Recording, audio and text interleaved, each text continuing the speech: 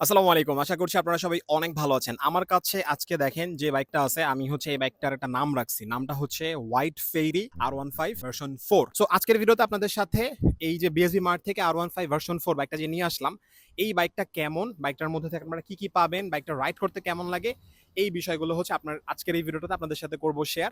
And আশা করতেছি এই ভিডিওটা আপনাদের জন্য হবে অনেক বেশি হেল্পফুল। ওকে, একদম শুরুতে তাহলে আপনাদেরকে বলে দিচ্ছি এই বাইকটার মধ্যে থেকে আপনারা কি পাবেন। বাইকটার যে লুকসের কথা বলতে হয়, লুকসটা কিন্তু খুবই সুন্দর এবং এই বাইকটার লুকসের একটা স্পেশালিটি হচ্ছে এটার কালার, হোয়াইট কালার। ঠিক আছে?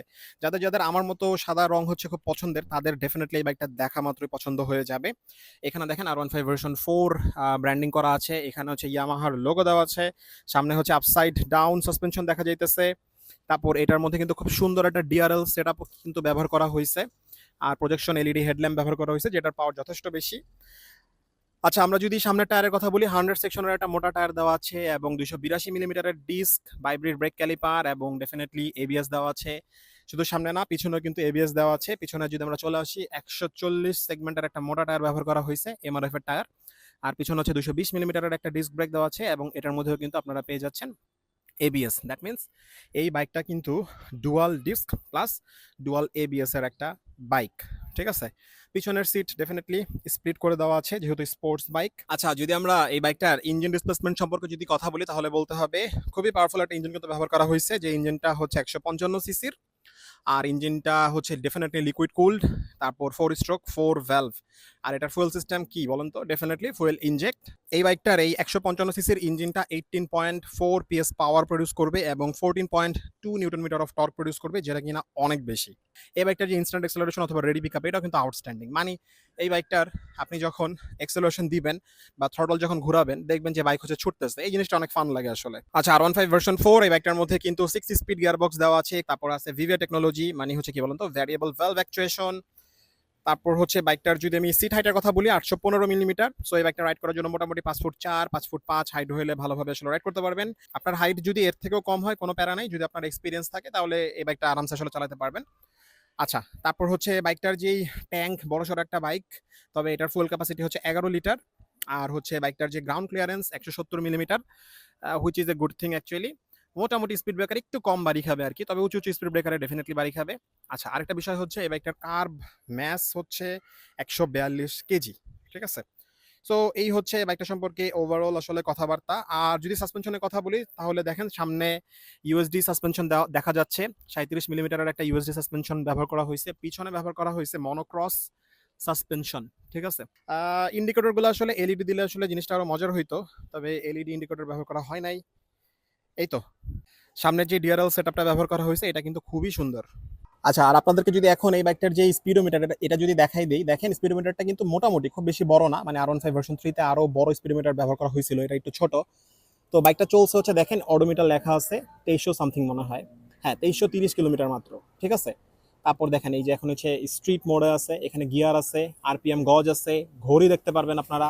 তারপর এখানে ফুয়েল গজ দেখতে পারবেন। ঠিক আছে? আর আচ্ছা দেখেন, এখানে হচ্ছে দুটো বাটন আছে, দেখছেন? এই যে ইনফো আর এখানে হচ্ছে ট্রিপ লেখা। তো এই ইনফো বাটনে ক্লিক করে আপনারা কিন্তু এই ইনস্ট্রুমেন্ট কনসোলটাকে আসলে দেখতে পারবেন, চেঞ্জ করতে পারবেন। আমি যদি আপনাদেরকে একটু দেখাই, দেখেন ওডো, এখানে ট্রিপ 1, ট্রিপ 2, ট্রিপ F ও আছে।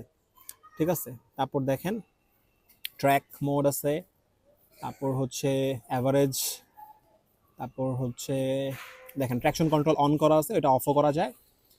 এই তো। তারপর আরেকটা ভালো বিষয় হচ্ছে ব্লুটুথ কানেক্টিভিটি আছে। সো ফোনের সাথে কিন্তু কানেক্ট করে নিতে পারবেন।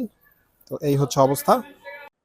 সো এখন হচ্ছে রাইড করবো R15 ভার্সন 4 BS7 এডিশন। তো চলেন এটা রাইড করতে করে আপনাদের সাথে কথা বলি। আর বাইকটাতে বসার পরে দেখেন আমার অ্যাকশন ক্যামেরাতে যেরকম হচ্ছে ভিউ আসছে। R15 ভার্সন 3 ভার্সন 4 এই বাইকগুলোর একটাই প্রবলেম, সেটা হচ্ছে আপনি যখন রাইড করবেন আপনার কিন্তু এরকম লিন হইতে হবে। ঠিক আছে? অ্যান্ড এই লিন হয়ে চালানোর জন্য রাইডিং পজিশনটা কিন্তু বেশ খানিকটা আসলে আনকমফোর্টেবল। যারা আসলে রেগুলার R15 চালায় তারা আসলে অভ্যস্ত হয়েই যায়। তবে যারা আসলে আমার মতো সবসময় কমিউটার বাইক রাইড করেন, তো তারা যখন R15 আসে 5 মিনিট 10 মিনিট চালানোর পরেই দেখা যেতেছে হচ্ছে ব্যাক পেইন হইতেছে বা ঘাড়ে পেইন হইতেছে। আমার এটা হয় অ্যাকচুয়ালি। ওকে, তো চলেন এখন হচ্ছে এই বাইকটা রাইড করব আর আপনাদের সাথে তাহলে করি শেয়ার যে বাইকটা রাইড করতে কেমন লাগতেছে। ঠিক আছে? ডেফিনেটলি ভালোই লাগবে। যেমন এটা স্টার্টটা খুব ফান, দেখেন এটা চেপে ধরতে হবে। হ্যাঁ, স্টার্টের বাটনটা চেপে ধরতে হবে। সো বাইক কিন্তু স্টার্ট হয়ে গেছে। আর এটার মধ্যে কিন্তু side stand cut off sensor আছে, এটা ভালো জিনিস। তো চলেন রাইড করে আসি। বিসমিল্লাহির রহমানির রহিম।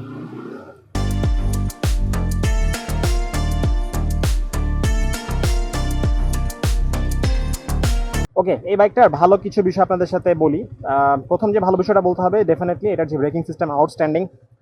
সেকেন্ড যে বিষয়টা বলতে হবে সেটা হচ্ছে এটার পাওয়ার রেসপন্স, টর্ক রেসপন্স এবং ইনস্ট্যান্ট এক্সেলারেশন খুবই ফান, খুবই বেশি অ্যান্ড খুবই মজা। আসলে স্পোর্টস বাইকটা এমনই হওয়া উচিত, তাই না? যে আপনি যখন এক্সেলারেশন দিবেন বাইকটা হচ্ছে দৌড়ানো শুরু করবে, যখন ব্রেক করবেন বাইকটাকে খুব ভালো মতো ব্রেক করা যাবে, ঠিক আছে?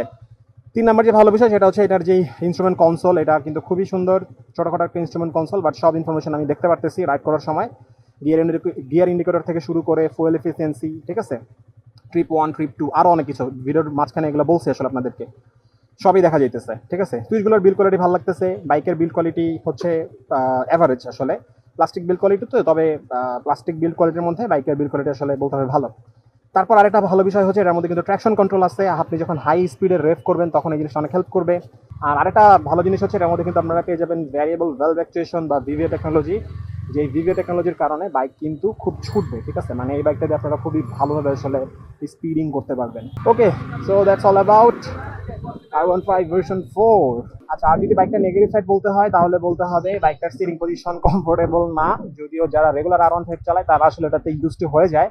আর আমার মতো যারা আছেন, যারা সবসময় কমিউটার বাইক চালায় অভ্যাস, আপনাদের জন্য কিন্তু হঠাৎ করে R15 শিফট হওয়া বা হঠাৎ করে R15 চালায় আনলে কিন্তু দেখবেন যে ঘাড় ব্যথা করতেছে।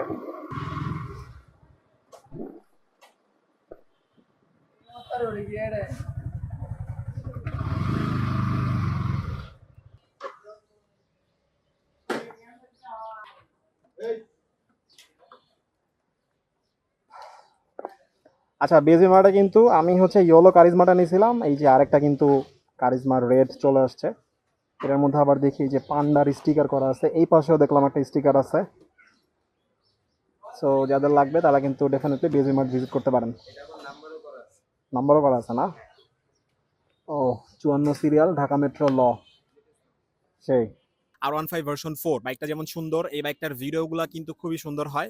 অ্যান্ড আই রিয়েলি হোপ আমার ভিডিওটা আপনাদের লেগেছে ভালো। যদি ভিডিওটা ভালো লাগে, যদি ফেসবুকে ভিডিওটা দেখতে থাকেন তাহলে দিয়ে রাখবেন ফলো, আর যদি ইউটিউবে দেখেন তাহলে করে রাখবেন সাবস্ক্রাইব। আর আপনাদের যদি বাইক কেনার প্রয়োজন হয় তাহলে কিন্তু ডেফিনেটলি ভিজিট করবেন বিএসবি মার্ট। আপনি যদি আমার মতো রাইডার হয়ে থাকেন তাহলে কি করতে হবে? ডেফিনেটলি ট্রাফিক রুলসগুলো কিন্তু মেনে চলতে হবে। আল্লাহ হাফেজ।